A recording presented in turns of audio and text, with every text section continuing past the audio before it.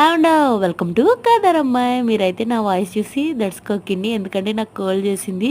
Cold అంటే ఆ cold ఈ కోల్డ్ అనుకున్నారేమో, నాకైతే జలుబు చేసిందండి ఊరు చేంజ్ అవ్వడం వల్ల. అందుకని నేనైతే పరోటాలు చేస్తున్నానండి. నా పరోటాలు ఎలా వచ్చినాయో తెలుసా ఫ్రెండ్స్? బండకేసి కొడితే ఠింగ్ మన సౌండ్ వచ్చేలా వచ్చినాయి. ఇంకా మా హస్బెండ్ ఏం చేసి ఇవేం లేక ఇంకైతే తినేసారండి.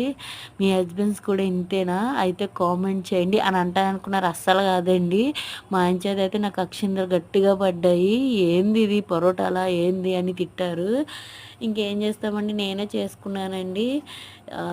మా ఆయన రైస్ పెట్టమంటే నేనే గొప్పగా పోయి గుండెంత గురిగించుకున్నట్టు, లేదండి మటన్ కర్రీలోకి పరోటాస్ బాగుంటాయి అన్నానండి. వీడియోలో చూసినంతగా అయితే రావు కదండి, ఎప్పుడైనా రియాలిటీ వేరేగా ఉంటుంది కదా, నాది కూడా అంతే. కానీ మటన్ కర్రీలోకి పరోటా సూపర్ ఉందండి, చాలా బాగుంది నానిన తర్వాత. మీరైతే నా ఛానల్ని సబ్స్క్రైబ్ చేసుకోండి. ఉంటాను మరి.